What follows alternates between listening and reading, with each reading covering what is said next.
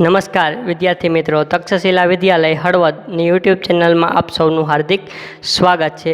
આપણે ધોરણ 9માં પ્રથમ પ્રકરણ આપણી આસપાસમાં દ્રવ્યો એની ચર્ચા કરતા હતા. એમાં છેલ્લે આપણે ઘન, પ્રવાહી અને વાયુ એ ત્રણેયના ગુણધર્મો અને એને સંગત કેટલાક પ્રશ્નો તમારી બુકમાં આપેલા હતા એનો અભ્યાસ આપણે કર્યો હતો. હવે આપણે જોયું કે અમુક પદાર્થો છે, લાકડું છે, એ બધા કેવા છે? ઘન પદાર્થો. પછી દૂધ છે, કેરોસીન છે, એ બધા પ્રવાહી. અને વાયુમાં ઓક્સિજન, કાર્બન ડાયોક્સાઇડ ઘણા બધા છે. તો ક્યારેય એવું તમે કોઈ સ્વરૂપ જોયું કે જે ઘન, પ્રવાહી અને વાયુ ત્રણેય અવસ્થા ધરાવતા હોય? તો સામાન્ય ઉદાહરણ આપણા સૌ કોઈની નજરમાં છે કે પાણી, બરફ અને બરફની બાષ્પ અથવા તો પાણીની બાષ્પ. કે જે બરફ હોય એ ત્રણેય સ્વરૂપ ધરાવે: ઘન, પ્રવાહી અને વાયુ. તો ઘન સ્વરૂપ એટલે આપણે સૌ કોઈ જાણી બરફ. તો બરફનું આપણે અણુસૂત્ર લખવું હોય તો જે પાણીનું અણુસૂત્ર છે H2O એ જ આવે, પણ અહીંયા એસ એટલે શેનો? સોલિડ. કે ઘન પદાર્થ હોય અને અંગ્રેજીમાં સોલિડ કહેવાય, એટલે અહીંયા શું લખાય? એસ. ત્યારબાદ પ્રવાહી. તો આપણને ખબર છે પાણી છે એ કેવું છે? પ્રવાહી. તો પાણીનું પણ અણુસૂત્ર H2O, પણ અહીંયા શું લખાય? લિક્વિડ. લિક્વિડ એટલે પ્રવાહી, બરાબર. અને છેલ્લે છે વાયુ. તો એનું પણ આપણે લખવું હોય તો H2O, પણ કેવું ફોર્મ? ગેસ ફોર્મ, એટલે વાયુ સ્વરૂપે. કે પ્રવાહીમાં તો પાણી, ઘનમાં તો આપણે H2OS, પણ એને શું કહેવાય આપણે? બરફ. અને આ છેલ્લે વાયુ એટલે પાણીની શું થઈ? બાષ્પ, બરાબર. તો જે પાણી છે, બરફ છે એ, અને છેલ્લે વાયુ એટલે પાણીની બાષ્પ, એ ત્રણેય કેવી? એક જ વસ્તુ છે, પરંતુ ત્રણેય સ્વરૂપમાં આપણને જોવા મળે: ઘન, પ્રવાહી અને વાયુ. એક ગુણમાં પ્રશ્ન પૂછાય નીચેમાંથી કે પાણીનું અણુસૂત્ર કયું છે? H2OS, H2O અહીંયા L કરેલો હોય અને અહીંયા G કરેલો હોય. તો આપણને ખબર પડે કે આ ત્રણેય પાણીના સ્વરૂપો છે, એક ઘન સ્વરૂપે, એક પ્રવાહી સ્વરૂપે અને એક વાયુ સ્વરૂપે. ત્યારબાદ તમે જુઓ તો તમારી બુકમાં આગળનો મુદ્દો એવો આપેલો છે કે જે તાપમાન હોય એના ફેરફારની અસર. કે તાપમાનના જે ફેરફારો હોય એના દ્રવ્યો ઉપર કેવી કેવી અસરો પડે એના વિશે તમારે આખો મુદ્દો છે એ સમજવા માટે એક પ્રવૃત્તિ કે પ્રયોગ તમારી બુકમાં આપેલો છે. એની આકૃતિ મેં અહીંયા દોરેલી છે. તો જુઓ કે એ પ્રયોગમાં એવું કે એક સ્ટેન્ડ ઉપર, આ આપણું લોખંડનું શું છે? સ્ટેન્ડ છે. ઉપર બીકરમાં 150 ગ્રામ બરફ લ્યો. કેટલો બરફ લ્યો? 150 ગ્રામ બરફ લઈ તેને સ્ટેન્ડ ઉપર ગોઠવો અથવા તો ત્રિપાઈ ઉપર ગોઠવો, અને નીચે બર્નર, એટલે બર્નરનો ઉપયોગ શું થાય કે આપણે કોઈ વસ્તુ સળગાવવા માટે બર્નરનો ઉપયોગ થાય. ગોઠવીને સ્ટેન્ડમાં શું રાખો? બરફ. એની ઉપર બીકર મૂકો. બીકરમાં 150 ગ્રામ બરફ લ્યો. એક છે થર્મોમીટર અને કાચનો સળિયો. તો પ્રયોગશાળામાં આવી રીતની તમે શું કરો? ગોઠવણી કરો. ત્યારબાદ તમે જો બીકરમાં જે તમે બરફ મૂકો ત્યાં એક થર્મોમીટર ગોઠવવાનું, અને થર્મોમીટરનો બલ્બવાળો ભાગ, એટલે જ્યાં પારો હોય, થર્મોમીટરમાં આપણને ખબર છે કે નીચે પારો આવેલો હોય, એ ભાગ ક્યાં રાખો? જેવી રીતે બરફને અડે, અહીંયા બરફને કયો? પારાવાળો ભાગ શું? બરફને અડવો જોઈએ, અને સ્ટેન્ડ વડે થર્મોમીટરને ગોઠવો. ત્યારબાદ તમે શું કરો કે ધીમે ધીમે એને શું કરો? ગેસ છે એને શું કરો? સળગાવો. તો તમે ગેસને સળગાવશો તો તમને જોવા મળશે કે જે બરફ છે, શું બરફ રહ્યો એ ધીમે ધીમે શું કરશે? ઓગળવા માંડશે. તો જેમ જેમ બરફ ઓગળશે તેમ તેમ જે ઘન પદાર્થ હતો એ કેમાં રૂપાંતરિત થશે? પ્રવાહી પદાર્થ છે એમાં રૂપાંતર થશે.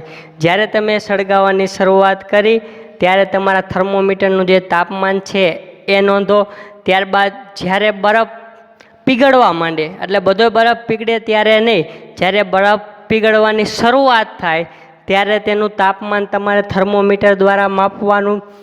એટલે તમે જોશો તો જ્યારે બરફ પીગળવાનું શરૂ થાય ત્યારે તમારા થર્મોમીટર છે એમાં 0 ડિગ્રી અંશ સેલ્સિયસ, કેટલું? કે 0°C જેટલું તાપમાન તમને શું થશે, એ થર્મોમીટર છે એના આંખમાં તમને કેટલું તાપમાન દેખાડશે, 0°C તાપમાન દેખાડશે. તો એ તાપમાનને શું કહેવાય, અથવા તો એનો પ્રશ્ન એના માટે આપણે છે ગલન બિંદુ એટલે શું. તો આપણે જોયું કે જેમ જેમ જ્યારે ગરમી આપી એમ બરફ શું થાય, પીગળવા માંડે. તો જે તાપમાને ઘન પદાર્થ હોય, બરફ કેવો પદાર્થ, ઘન પદાર્થ પ્રવાહીમાં રૂપાંતર થાય એ તાપમાનને શું કહેવાય, તે પદાર્થનું કેવું બિંદુ કહેવાય, ગલન બિંદુ. બરાબર. તો જે 0°C છે એ પાણીનું શું થાય અહીંયા, ગલન બિંદુ. કે જે તાપમાને પ્રવાહીનું ઘનનું પ્રવાહીમાં શું થાય, રૂપાંતર. બરફ કેવો હતો, ઘન પદાર્થ, એનું કેમાં રૂપાંતર થયું, પાણીમાં. એટલે જે તાપમાને ઘન પદાર્થ પ્રવાહીમાં રૂપાંતર પામે એને શું કહેવાય, એનું ગલન બિંદુ કહેવાય. બરાબર. તો આ તમારે વ્યાખ્યા તમારે યાદ રાખી લેવાની, એક ગુણમાં પૂછાઈ શકે. તો આ જે પ્રવૃત્તિ છે એમાં આપણે શું કર્યું કે સ્ટેન્ડ ઉપર આપણે બીકર ગોઠવું, બીકરમાં શું ગોઠવ્યું, બરફ લીધો, બરફને ધીમે ધીમે સળગાયો, પ્રથમ તાપમાન માપ્યું, ત્યારબાદ એને ગરમ કર્યો. જ્યારે બરફ પીગળે ત્યારનું તાપમાન આપણે શું કર્યું, માપ્યું. બરાબર. તો હવે જો એના આધારિત શું કરવાના કેટલાક પ્રશ્નો છે કે એમાં પ્રશ્ન શું કે તાપમાન જેમ વધારો એમ ઘન પદાર્થ પીગળીને કેમાં રૂપાંતર પામે છે, પ્રવાહીમાં રૂપાંતર પામે છે. શા માટે? અથવા તો તમને કારણ પૂછે, વૈજ્ઞાનિક કારણ પૂછે કે ઘન પદાર્થો હોય એને તમે તાપમાન આપો અથવા તો ઉષ્મા ઉર્જા આપો તો એ પ્રવાહીમાં રૂપાંતર પામે છે, વૈજ્ઞાનિક કારણ આપો, અથવા તો શા માટે. તો હકીકતમાં પ્રક્રિયા શું થાય, આપણે જાણીએ કે પદાર્થના જે કણો હોય, દ્રવ્યો, એ ઘન પદાર્થ હોય એમાં એકબીજા સાથે આંતરાણવીય આકર્ષણ બળ વધુ હોય, એનું આકર્ષણ બળ એકબીજા સાથે કેવું જોડાયેલું હોય, વધારે જોડાયેલા હોય. પણ તમે અહીંયાથી શું આપો એને, ઉષ્મા, એટલે આપણે એને શું કહેવાય, ગરમી, એટલે ઉષ્મા ઉર્જા. તમે જ્યારે જે બરફ હોય એના કણોને ઉષ્મા ઉર્જા આપો એટલે એના જે કણો હોય એ શું થવા માંડે, કંપન પામવા માંડે. જે બરફના કણો હોય એમાં શું થાય, કંપન અનુભવાય. પરિણામે જેમ જેમ તમે તાપમાનમાં શું કરો, વધારો, એમ એમ કંપન હોય એના કંપનમાં પણ શું થાય, વધારો થાય. એટલે એક સમય એવો આવે કે જ્યારે જે બરફના કણો વચ્ચેનું આકર્ષણ બળ હોય એ જેમ ઉષ્મા વધારો એમ કંપન વધારે અનુભવે. પરિણામે જે આ કણો છે એકબીજાથી જે આકર્ષણ બળ હોય એ શું થાય, છૂટી જાય. તમારી બુકમાં એવો શબ્દ વાપરેલો કે એના આકર્ષણ બળની ઉપરવટ જઈ એટલે આપણે ક્યારેક શબ્દો વાપરીએ કે આપણને કોક કામ કરવાની ના પાડતું હોય, તેમ છતાં આપણે શું કે એના ઉપરવટ, એટલે એ ના પાડે છતાં આપણે શું કરી, એ કામ કરી. તો અહીંયા પણ એવું આકર્ષણ બળ કેવું હોય, એકબીજા વચ્ચે એકબીજાને જકડી રાખતું હોય. પણ ઉષ્મા ઉર્જા આપણે એને આપી એટલે શું થયું, એના ઉપરવટ જઈને આ બે જે કણો હોય એ શું પડી જાય, છૂટા પડી જાય, અને પોતાની મૂળ સ્થિતિ હોય એ છોડીને કેવા થઈ જાય, મુક્ત થઈ જાય. કેવા થઈ જાય, મુક્ત થઈ જાય. પરિણામે જેવી રીતે આખા ઘન પદાર્થના જેટલા કણો હોય એકબીજા કંપન અનુભવે, ઉષ્મા ઉર્જા જેમ વધારો એમ કંપન શું થાય, વધે, અને એના આકર્ષણ બળની ઉપરવટ જઈને જે કણો હોય એ શું થાય, મુક્ત થઈ જાય. પરિણામે જે ઘન પદાર્થ હોય એનું કેમાં રૂપાંતર થાય, પ્રવાહીમાં થાય. તો આ વૈજ્ઞાનિક કારણ શું લખવાનું, તમે લખી શકો કે જેમ જેમ તમે ઘન પદાર્થ હોય, દાખલા તરીકે બરફ છે, બરફને તાપમાન તમે જેમ જેમ આપો એમ તેના કણોના છે એ શું અનુભવે, કંપન અનુભવે. જેમ જેમ તાપમાનમાં શું કરો, તમે વધારો કરો, તાપમાન જેમ વધારો એમ શું થાય, એના કંપનની ગતિ ઉર્જામાં શું થાય, વધારો થાય. આપણે જાણીએ છીએ કે દ્રવ્યના કણો શું ધરાવે, ગતિ ઉર્જા થાય. એટલે જેમ તાપમાન વધે એમ એના કંપનમાં શું થાય, વધારો થાય. પરિણામે એના આકર્ષણ બળની ઉપરવટ જઈને, એટલે આકર્ષણ બળ જે હોય એ બંને શું થાય, બે વચ્ચેનું જે અણુ હોય એના આકર્ષણ બળ તૂટી જાય. એટલે આકર્ષણ બળની ઉપરવટ જઈને જે દ્રવ્યના કણો હોય છે પોતાનું જે મૂળ સ્થાન હોય, આપણને ખબર છે ઘન કણોમાં દ્રવ્યો આવેલા હોય એના કણો કેવા હોય, નિશ્ચિત હોય, એનું સ્થાન ક્યાં હોય, નિશ્ચિત હોય, એટલે એના સ્થાનેથી શું થાય, ખસી જાય અને શું થઈ જાય, મુક્ત થઈ જાય. આવી રીતે ધીમે ધીમે બધા કણો મુક્ત થઈ જાય અને જે ઘન પદાર્થ હોય એનું કેમાં રૂપાંતર થાય, પ્રવાહી પદાર્થમાં રૂપાંતર થાય. તો અહીંયા આપણે આ કારણમાં તમે લખી શકો કે શા માટે ઘન પદાર્થ છે એ પીગળીને પ્રવાહીમાં રૂપાંતર પામે, ક્યારે, જ્યારે તાપમાન વધારે. બરાબર. તો ખાસ ગતિ ઉર્જા વધે, કંપન વધે અને ઘન પદાર્થો હોય એ શું થાય, આકર્ષણ બળની ઉપરવટ જઈને પોતાનું સ્થાન મૂકી દે અને મુક્ત થઈ જાય. પરિણામે જે ઘન પદાર્થ હોય એનું પ્રવાહીમાં રૂપાંતર થાય. ત્યારબાદનો આપણો મુદ્દો છે, એટલે આપણો પ્રશ્ન છે 1 ગુણમાં 2 ગુણમાં ઘણા. આ જે પ્રશ્ન છે એમાંથી 3 પ્રશ્ન 1 ગુણનો આ 1 ગુણમાં પૂછાઈ શકે, આ 1 ગુણમાં પૂછાઈ શકે. પહેલો પ્રશ્ન એવો કદાચ પૂછાઈ શકે, ગલન એટલે શું? અહીંયા આપણને 2 ભેગો પૂછ્યો, ગલન અને ઉત્કલન બિંદુ એટલે શું? તો ગલન એટલે શું? તો આપણે જોયું કે જેમ જેમ તમે બરફને તાપમાન આપો એટલે શું થાય, ઓગળી જાય. એટલે ઘનનું શેમાં રૂપાંતર થાય, પ્રવાહીમાં. તો ગલન એટલે કે ઘન પદાર્થનું ઘન પદાર્થનું પ્રવાહીમાં રૂપાંતર થવાની ક્રિયા ને શું કહેવાય, ગલન. કે ગલન એટલે શું કે ઘન પદાર્થનું પ્રવાહીમાં રૂપાંતર થવાની ક્રિયાને શું કહેવાય, ગલન કહે છે. ગલન એટલે ટૂંકમાં પીગળવું.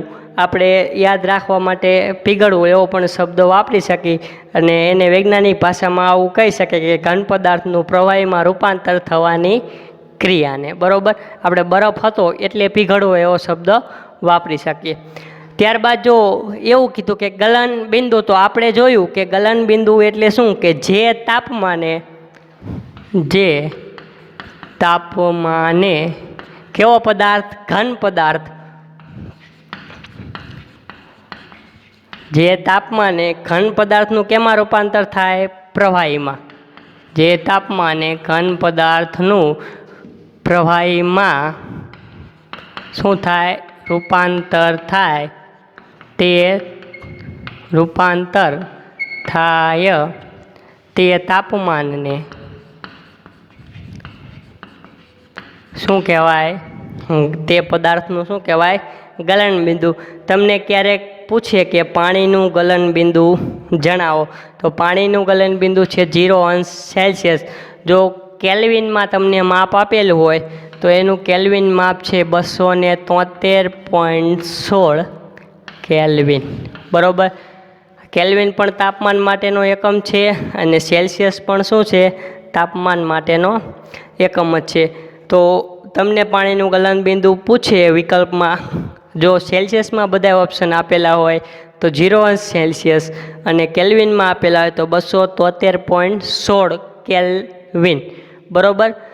તો જો આગળ એવું કીધું કે બરફનું ગલન બિંદુ જણાવો, તો આપણે બરફનું ગલન બિંદુ કેટલું કીધું, 273.16 કેલ્વિન અથવા તો 0°C. બરાબર. તો અને એક પ્રશ્ન વચ્ચે એવો છે કે ગલન બિંદુ શું દર્શાવે છે? તો ગલન બિંદુ શું દર્શાવે? તો આપણે જોયું કે જેમ ગતિ ઉર્જા વધારો, બરાબર, એમ શું થાય, ઉષ્મા ઉર્જા વધારો, એમ પદાર્થ જે હતા એના દ્રવ્યના કણાની શું થતી હતી, ગતિ ઉર્જામાં વધારો થતો હતો. એટલે કંપન શું થતું હતું, વધારે. પરિણામે જે આકર્ષણ બળ હતું એ શું થતું હતું, તૂટી જતું હતું. તો જેમ જેમ આકર્ષણ બળ જેટલું વધારે હોય એમ તમે જાણી શકો કે ઉષ્મા ઉર્જા તમારે કેવી આપવી પડે, વધારે આપવી પડે. કે જેમ 2 કણો વચ્ચે અહીંયા આકર્ષણ બળ વધારે હોય તેમ વધુ ઉષ્મા આપો તો જ એ 2 કણો એકબીજાથી શું પડે, છૂટા પડે. તો આપણે એવું કહી શકીએ કે ગલન બિંદુ એ શું ધરાવે, 2 દ્રવ્યના કણો વચ્ચેનું આકર્ષણ બળ દર્શાવે. શું દર્શાવે, આકર્ષણ બળ. અથવા તો આપણે એવું કહી શકીએ કે 2 કણો વચ્ચેનું આંતરઆણ્વીય આકર્ષણ બળ. જેમ આકર્ષણ બળ વધારે હોય એમ તમારું શું થાય, ગલન બિંદુ ઊંચું જાય. કેમ? કારણ કે એને આપણે ઘન પદાર્થના 2 અણુઓને તોડવા માટે ઉષ્મા કેવી આપવી પડે, વધારે આપવી પડે. બરાબર. તો આ પ્રશ્નમાં શું, ગલન પ્રવાહીનું ઘનનું શેમાં થાય, પ્રવાહીમાં રૂપાંતર થાય અને ગલન કહેવાય. ગલન બિંદુ એટલે જે તાપમાને થાય એને શું કહેવાય, ગલન બિંદુ કહેવાય. પાણીનું ગલન બિંદુ 2 એકમમાં સેલ્સિયસમાં કેલ્વિનમાં, અને છેલ્લે જોયું બરફનું ગલનબિંદુ એટલે 0 અંશ ને 273.16 કેલ્વિન. અને છેલ્લે આપણે જોયું ગલનબિંદુ શું દર્શાવે, તો ગલનબિંદુ આપણે કીધું એમ કે બે કણો વચ્ચેનું શું દર્શાવે છે, આકર્ષણ બળ. ત્યારબાદ છે આપણી પ્રશ્ન છે નેક્સ્ટ કે ગલનગુપ્ત ઉષ્મા. તો ગલનગુપ્ત ઉષ્મા તો એ પ્રશ્ન પ્રમાણે 2 થી 3 ગુણમાં પૂછાય. જો 3 ગુણમાં પૂછાય તો કઈ રીતે આપણે આપણા મુદ્દાઓ વિશે થોડાક વધારે મોટો પ્રશ્ન લખવો પડે. તો શરૂઆતથી એવું લખી શકીએ કે આપણે આ પ્રયોગમાં આપણે જેમ જોયું એમ કે જેમ શું થાય, તાપમાન વધારો એમ ધીરે ધીરે જે બરફના કણો હોય એનું શું થતું હતું, પ્રવાહીમાં શું થતું હતું, રૂપાંતર થતું હતું. બરાબર. તો પ્રવાહીમાં જેમ રૂપાંતર થાય તો ત્યારે તમે જોયું છે જ્યારે પ્રવાહીમાં રૂપાંતર થવાનું જ્યારે શરૂ થતું હતું ત્યારે થર્મોમીટર ઉપરનું તાપમાન આપણે 0 અંશ સેલ્સિયસ દેખાડતા હતા. કેટલું? 0 અંશ સેલ્સિયસ. હવે જ્યાં સુધી તમે એને ઉષ્મા ઉર્જા આપશો અને જે ઘન પદાર્થ હતો, સંપૂર્ણ બરફ હતો, એ પીગળી ન જાય કે શું થાય, સંપૂર્ણ બરફ હતો એ પીગળી ન જાય ત્યાં સુધી એનું તાપમાન તમે થર્મોમીટરમાં જોઈશો તો કેવું રહેશે, અચળ રહેશે, બદલાશે નહીં. ભલે તમે નીચેથી એને ઉષ્મા આપતા હોય તેમ છતાં જ્યારે બરફ પીગળવાની શરૂઆત કરશે ત્યારે 0 અંશ સેલ્સિયસ તાપમાન હશે અને સંપૂર્ણ બરફ શું થાય, ઘનનો પ્રવાહીમાં રૂપાંતર પામે ત્યારે પણ એનું તાપમાન 0 હશે. જ્યારે પામે પછી જ એનું ઉપર તાપમાન જશે. એટલે જે સમયગાળો છે કે બરફ પીગળવાની શું થાય, શરૂઆત, અને બરફ પીગળવાનો શું થઈ જાય, અંતિમ સ્ટેપ, એટલે પૂરો થઈ જાય અથવા તો પીગળી જાય. ત્યાર વચ્ચે જે ઉષ્મા આપણે આપી કે જે પીગળવાનો શરૂઆત થઈ જતું તેમ છતાં આપણે શું આપવી પડતી હતી, એને ઉષ્મા આપવી પડતી હતી. તો જે એ ઉષ્મા છે એને આપણે ટૂંકમાં કહેવી તો ગલનગુપ્ત ઉષ્મા કહેવાય. વૈજ્ઞાનિકોનું એવું માનવું છે કે જે શરૂઆતથી આપણે ઉષ્મા ઉર્જા આપવી જોઈએ છતાં એનું તાપમાન શું રહે છે, અચળ જ રહે. એનું તાપમાન કેટલું અંશ રહેશે, 0 અંશ જ રહેશે. તો એ ઉષ્મા ઉર્જા ગઈ ક્યાં, તો એમનું એવું માનવું છે કે જે ઉષ્મા ઉર્જા જે બીકરમાં રહેલો કન્ટેન્ટ, એટલે જે બીકરમાં સંઘટકો રહેલા છે અથવા તો ટૂંકમાં કહું તો પદાર્થ, અને આપણા અહીંયા પ્રયોગમાં બરફ રહેલો છે એમાં શું થાય, સમાઈ જાય અથવા તો એમાં સમાયેલી છે. એટલે પરિણામે શું થાય, એ જે 0 અંશ સેલ્સિયસ જ્યાં સુધી સંપૂર્ણ બરફ પીગળી ન જાય ત્યાં સુધી એનું તાપમાન કેટલું રહે, 0 અંશ સેલ્સિયસ જ રહે. તો જે એ ઉર્જા છે એને શું કહેવાય, ગલનગુપ્ત ઉષ્મા. બરાબર. તો ગલનગુપ્ત ઉષ્મા એટલે શું કે બરફ હોય એ પીગળે અને અહીંયાથી જ્યાં સુધી સંપૂર્ણ પીગળી જાય એ વચ્ચે જે ઉષ્મા વપરાય એને શું કહેવાય, એની ગલનગુપ્ત ઉષ્મા. એની જો તમારે પરફેક્ટ વ્યાખ્યા લખવી હોય તો આવી જ કંઈક છે કે ગલન બિંદુ જેટલા તાપમાને, કેટલા તાપમાને, ગલન બિંદુ જેટલા તાપમાને એક વાતાવરણ દબાણે, એટલે વાતાવરણનું દબાણ જે આપણે હોય એ સામાન્ય દબાણે અથવા તો એક વાતાવરણ દબાણે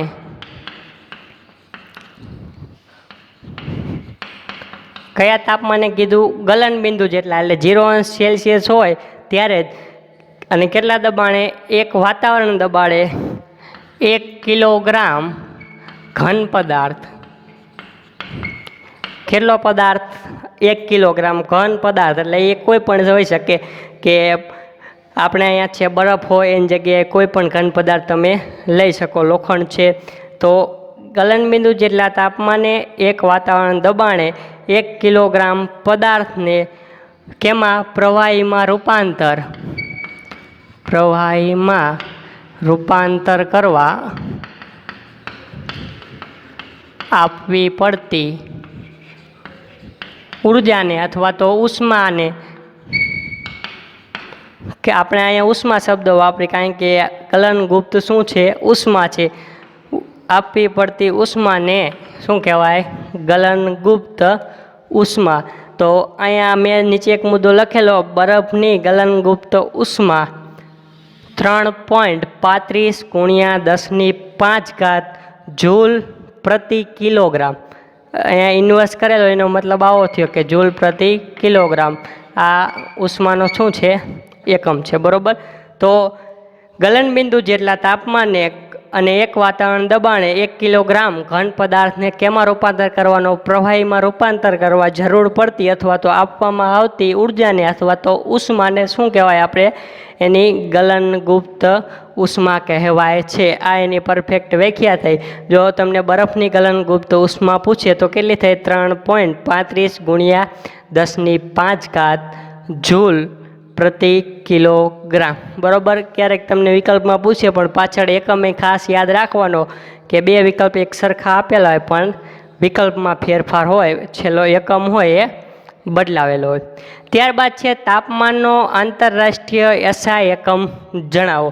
તો આપણને મેં તમને કીધું કે એક સેલ્સિયસ અને બીજો કેલ્વિન કીધો. જો એસઆઈ એકમ કહે તો તાપમાનનો એસઆઈ એકમ છે કેલ્વિન. કેટલો છે? કેલ્વિન. તાપમાનનો એસઆઈ એકમ કયો છે? કેલ્વિન. એને સંકેતમાં કે વૈજ્ઞાનિકના નામ ઉપરથી દર્શાવાય, કેપિટલ કે વડે દર્શાવાય. અને કદાચ તમને એવું પણ પૂછે કે તાપમાનને સેલ્સિયસમાં ફેરવવા હોય અથવા તો સેલ્સિયસને તાપમાન કેલ્વિનમાં ફેરવવા હોય કે કેલ્વિનને સેલ્સિયસમાં અથવા તો સેલ્સિયસ હોય અને કેલ્વિનમાં ફેરવવા હોય તો કઈ રીતે ફેરવાય? તો તમારે એટલું યાદ રાખવાનું કે 0° સેલ્સિયસ બરાબર કેટલા થાય? 273.16 કેલ્વિન થાય, બરાબર.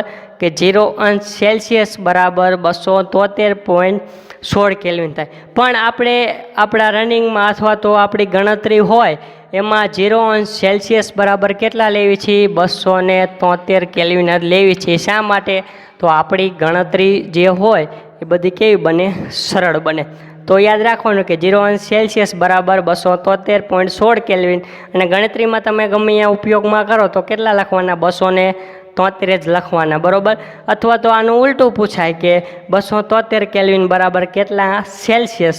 તો કેટલા થાય? 0° સેલ્સિયસ. તો આજના વિડીયોમાં આટલું જ. તો આપણે આજના વિડીયોમાં શું જોયું કે પ્રથમ એક તાપમાનની ફેરફારના પ્રયોગ છે એ જોયો, તમારી બુકમાં પણ આપેલો છે. હવે એવું કે તાપમાન વધારો એમ એના કંપન શું થાય? જે દ્રવ્યના કણો હોય એનું તાપમાનમાં કંપન વધે, પરિણામે શું થાય? પ્રવાહીમાં રૂપાંતર પામે. જે પ્રવાહીમાં શરૂઆત થાય પીગળવાની એને ગલન બિંદુ, એ તાપમાનને શું કહેવાય? ગલન બિંદુ. ઓગળે એને ગલન કહેવાય. જે તાપમાનને ઓગળે એને શું કહેવાય? ગલન બિંદુ. હવે ઓગળવાની શરૂઆત કરે અહીંયાથી લઈને જ્યાં સુધી સંપૂર્ણપણે ઓગળી જાય એ ઉષ્માને આપણે કીધી ગલનગુપ્ત ઉષ્મા. પછી એક બીજું જોયું કે ગલનબિંદુ શું દર્શાવે? બે જે કણો હોય એની વચ્ચેનું આકર્ષણ બળ દર્શાવે છે. બરફની ગલનગુપ્ત ઉષ્મા જોઈએ અને ત્યારબાદ તાપમાનનો આંતરરાષ્ટ્રીય એસઆઈ એકમ કહે તો કેલ્વિન. અને એવું પૂછે એસઆઈ એકમ જણાવો અને સેલ્સિયસને કેલ્વિનમાં અથવા તો કેલ્વિનને સેલ્સિયસમાં ફેરવવા હોય તો કઈ રીતે ફેરવવા?